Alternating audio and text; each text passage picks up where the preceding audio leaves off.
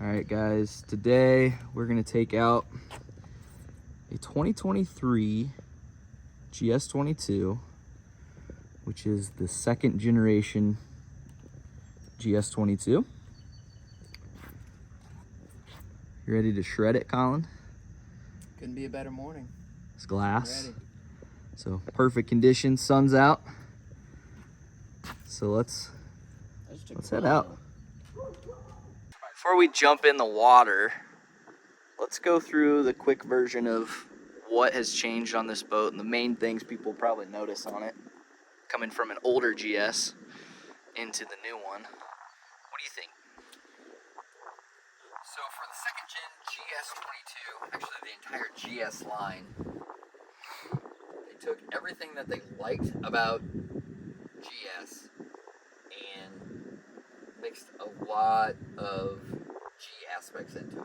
So the boat GS22 and 24, which is new for 2024, is a taller boat, up to rub rail and then also above rub rail. GS20 is a little skinnier above the rub rail, but overall the boat is substantially bigger and deeper. So when you're sitting in this thing,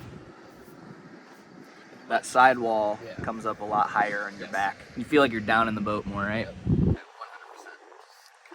New things for the for GS. We have a flip up. We have a flip up lean back, so we can have a full traditional seating, just like on all our Nautiques, or we have that wake view seating to be able to view the action with the slider. That's optional. And the flip up, like always, on the port side too. Starboard side lean back. And now everybody has a comfortable. One thing that's apparent, like you said, adds freeboard, or they added freeboard, right? Yes. But the boat got, for lack of a better term, chunkier, a little wider through the hips. Yes, I mean, I would say the design language of the third generation G definitely influenced this boat substantially. It's very square out the transom. It's very square out the nose. And what that translates into is more interior room without an overall bigger footprint. Right. A couple of other things that you notice that makes the boat feel bigger on the interior. Previous generation GS had big winglets and a lot of stuffing in all the pads. More contours. Yes. It's definitely more squared off, but it opens up the boat more. That is correct. Still tons of soft touch points. We haven't really decontented the boat from that aspect, but it's a clean interior that's extremely usable. Some new stitching, just little stuff like that, but the transom has changed a lot too. It's probably is one of the biggest features of the boat. The seats are much better than the previous generation. The rear seats, yeah. Yes. They're much bigger. That is correct. Yeah. It has that S23 vibe where it kind of angles in and points you towards the platform, which is much more comfortable. You have the slam latches; those are super nice. They flips right up. Figured it out for this one, where you push down on it. Yep. Don't even have to bend over. Yep. And you can see that we have supplemental ballast. Yes. On this boat. Which We're is going full. to be using that today because there's only 3 of us out in the boat. I like how Nautique does it. Those have their own dedicated fill pumps, valves, and everything, so they're truly independent. It's a 5-tank boat or 5 ballast position boat. You can definitely slide a board in sideways. Yes. And then there's plenty of room in front of the bag too. Yes. It's amazing the triangular bag gives you just enough more storage. Yeah, it's not a big brick, it's a wedge. Yeah. Big things that are just new options. Yeah, Power tower. The power tower on all of our GSs. Give that thing a quick -20 partial fold. We've been optioning power tower. It's a full cast unit. It matches the style of the GS, but it also makes folding the tower extremely easy. So out on Morris Lake, we have to go under a bridge. This is one of the easiest towers. I mean, other than telescoping, Right. but this is extremely simple. Yeah. And then something I can't really see, but you can option a thruster on these too. Yeah, you know, it was one of those things. There was enough demand or request, I would say demand, for stern thruster being an option for the GS line. And quick quiz, because I don't know, how much does this boat weigh? 52? I think 49 or 5. Yeah, I think it's right at 5,000 pounds. I think it only added a couple pounds. 100 pounds. And then you can option up to 3,000 pounds of ballast in it. Yeah. So we're 8,000 pounds. So fire it up real quick. Yeah, let's do this. Fire it up. Yes. I'm gonna stand still so you can see how quickly it turns the boat. Do one shot to the, yeah, that way. It's like instant. Second you push the button, the boat starts moving. So, I mean, getting into nitty-gritty details, this unit is an on-off switch. So it is full blast or it's off. Yeah. So it gives you the impression that it's more powerful than the G, which is, and Paragon, which is more of a ramping up, like a variable acceleration. That's exactly right. Yeah. Yep. Sweet. Well, I think that gives people maybe We're not even going to talk about the helm or the bow. Yeah, yeah. Come on. Let's go. Come on. I just want to cut it short. Let's go. I know. I'm ready to get in the water. That's all. I know you are. I get it. So, legitimately, this line is probably our best seating position, driver position that we have. Between the action that the engineers have put in for NCRS, which is the center tab, Nautique through the running surface, and how active it is, we have some running footage of us just driving. I don't sit on the bolster seat. You're looking through glass all the time. Tall windshield. Very tall windshield. Lots of glass to look through. Extremely easy to drive. Yeah. Driver fatigue is at the least amount that it could be. You can drive all day and be extremely comfortable. Deep bow, square. Little wider seats for sure. Correct. Not that the bow's any long. I mean, it's probably about the same remember, length. Old GS had the plate that went across here. Right. And so that was a really nice piece and it covered up the speaker and that was a neat unit. But that means you were stuck to here, which now, you know, if you had the optional bow seat, you can go 3 across the bow comfortably. Yeah. Definitely more comfortable to sit up here. I mean, the front of the boat is way wider, like from this corner to this corner. And taller, which gives way you the wider depth to it. Yeah, and then the storage under the seats is a lot more substantial. Like, we used to have to jam the cover in under there, and now I mean, it worked, but now it's super easy to fit the cover into the boat. I mean, there's room. You can see around the outsides of it. Yep. Pretty sweet. And then we have, I think, all 4 of the fenders for the fender pros on the other side, which exactly fits no problem. And I believe this boat has literally the first nice area for an anchor. Yeah, that's actually you can fit about any good size anchor. Soft texture. Yeah. Unless you have like an absolute unit of an anchor. Yeah, pretty sweet. Trying to think of anything else we want to look at before we jump in. I think covered most of it. I mean, we can get into some more details while we're driving, but I feel good about this. Oh, the batteries, yes. Yeah. Battery switch moved. Mm-hmm. So it's right there, quick and easy to get to. That is an easier location than our don't have to flip up the love seat, but it's also easier to flip up the love seat because they've slash cut it there. It's got that angled cut there on the seat edge, so kind of the same deal underneath as far as storage space. But yeah, let's load this thing. Well, we're already loaded with ballast, so all right, let's get after it. Move my water and let's hit the lake. Let's do it. All right, let's do a time to plane with the ballast full. Let's do a 3, 2, 1, go.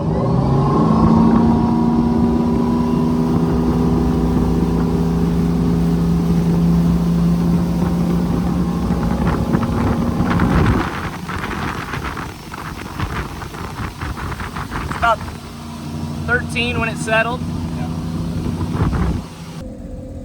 dialed in. You gonna jump in, bud? Yeah. All Let's right. try it out. Right on. Try it out.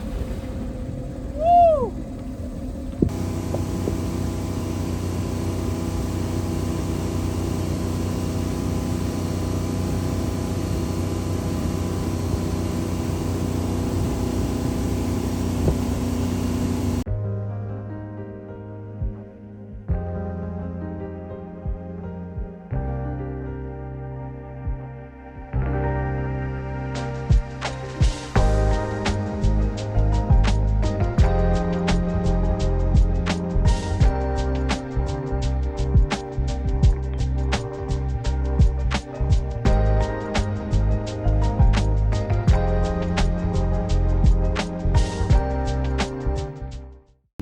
Quick feedback versus old GS22. Bring it on.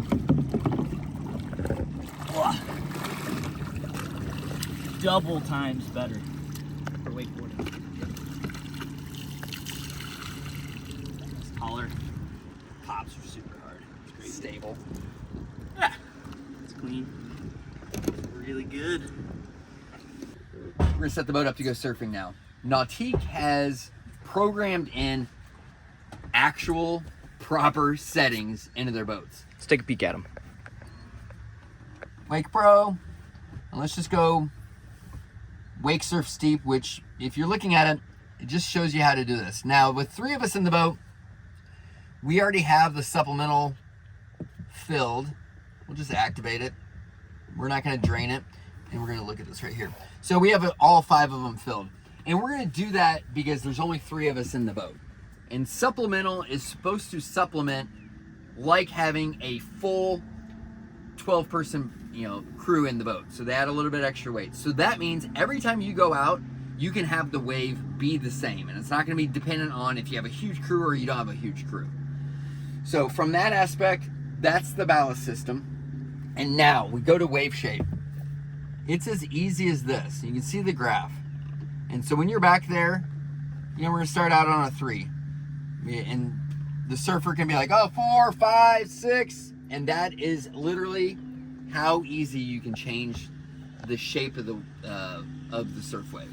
And why is that something that separates Nautique from other manufacturers? How about this? I can speak to 2 different levels. It's this easy, which means it's more time behind the boat actually surfing and having a great time, and you're saving that time of being like, oh, what's the wave going to be like today? What's the setting? How deep is the lake? That is all negated. The tinkering is gone. The tinkering has been minimized. It still allows you to tinker, but it allows you to tinker within a operational window that it works. You almost can't mess it up, right? That is exactly correct. I think if you get on any forum, Facebook group, messaging, you can see this wide spectrum of consumers being like, how do I set up my X boat, my Y boat? What settings do you have? What is your weight distribution? What is XYZ? You're not going to have that in a Nautique. This works.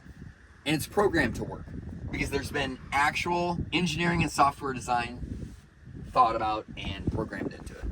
It just makes it simple. Let's fire it up and Let's do check it out. We're going to one take this. Let's make sure it is actually clean looking. It will be. We know it will be. On the 8 it should be, yeah.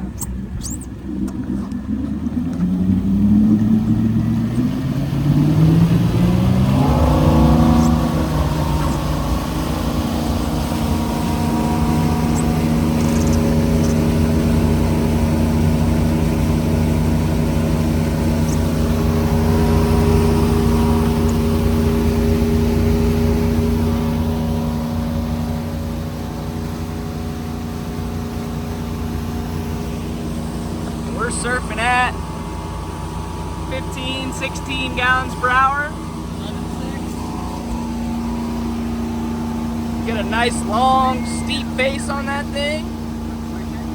Yeah, let's switch it, yeah. Boom. We're at 3,400 RPMs right here. 3,400. Go to a 0.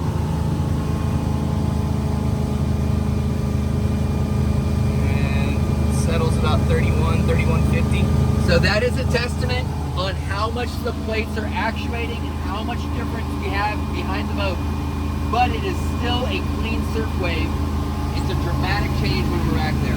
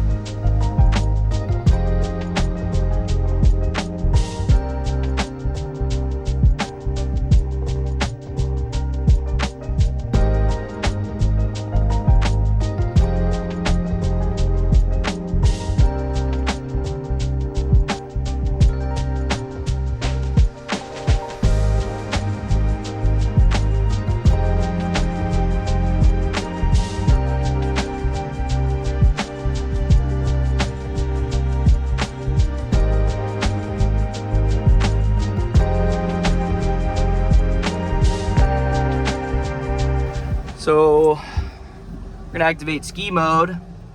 I know everybody wants us to ski. I don't think any of us are gonna do the best job of demonstrating a ski wake on a GS. Actually, comment below if you want to see us combo ski. Yeah. Comment below if you want to see us combo ski, and we'll dig out some combo skis from the attic at N3. So slalom ski mode is 32.3. And that takes us over. Ski assist is on, plane assist is on, and that's gonna give us the flattest setting. Ready? Yep.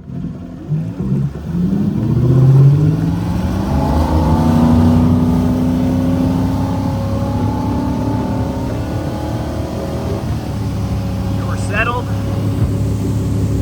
Weight is down.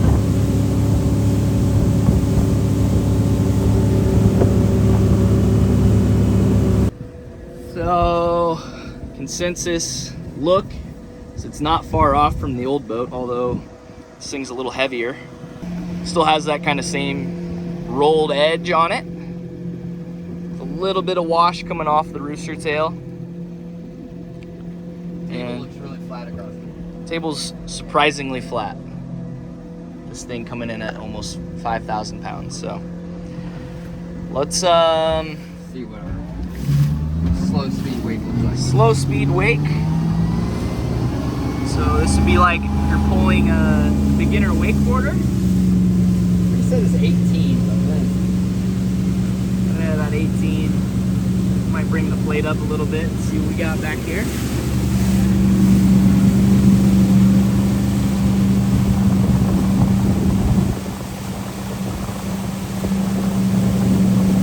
Not bad. Clean enough to get some wake jumps in.